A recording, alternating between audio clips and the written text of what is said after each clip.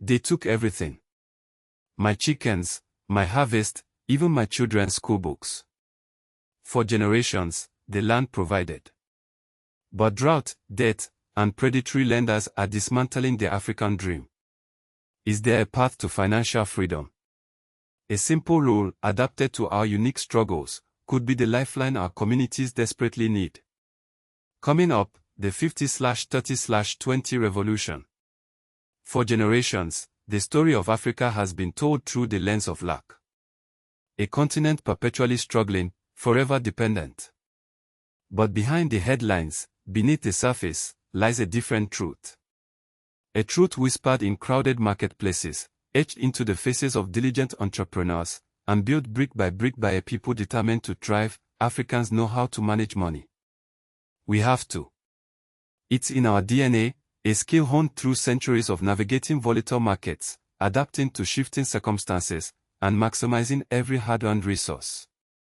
Forget the narratives of mismanagement, we are masters of resourcefulness. Our survival has demanded it. Even when formal financial systems failed us, we created our own, rotating savings and credit associations, informal lending circles, complex bartering agreements.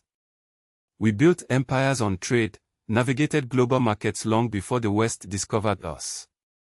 Think of Mansour Musa, the king of Mali. His famed pilgrimage to Mecca in 1324, overflowing with so much gold that he inadvertently destabilized the Egyptian economy for years.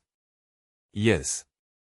That wasn't reckless spending, that was wealth management on a scale that history still struggles to grasp. But today, the old ways meet the new.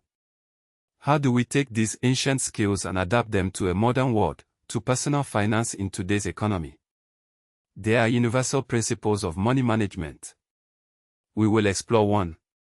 But the traditional 50/30/20 rule isn't practical here. What if I told you that for most African families, the reality is closer to 70/20/10 when the needs are so much more? Wait, what? What if your savings are supporting 10 family members and your needs keep getting pulled for family emergencies? What then? Why does mastering money management matter now? Because Africa is not waiting. We are building, rebuilding, and claiming our rightful economic future. For too long, narratives have painted us as passive recipients of aid. A continent perpetually in need. But look closer. Look at the ingenuity in these markets, the innovation in our tech hubs, the resilience etched on the faces of our entrepreneurs. This isn't a story of dependence. It's a story of potential unleashed. In 1963, at the formation of the Organization of African Unity, our leaders dreamed of a united, prosperous continent, free from economic exploitation. That dream is still alive.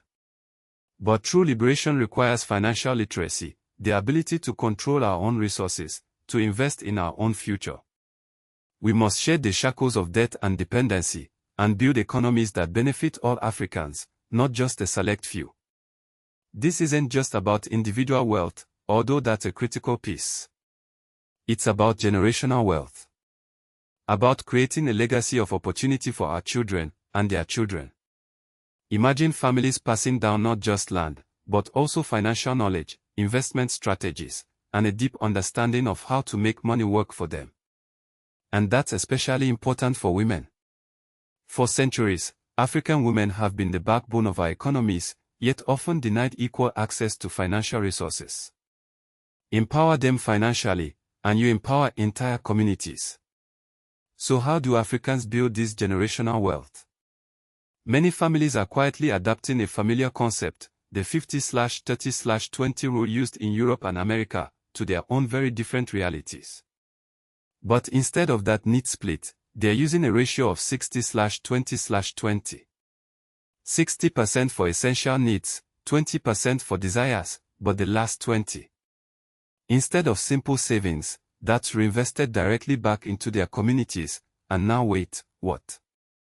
Specifically into. So, what happens when you apply the 50/30/20 rule, tweaked and tailored for the African context? You gain control. You build resilience. You start to write your own financial narrative, one rooted in the understanding of your needs, your desires, and your future.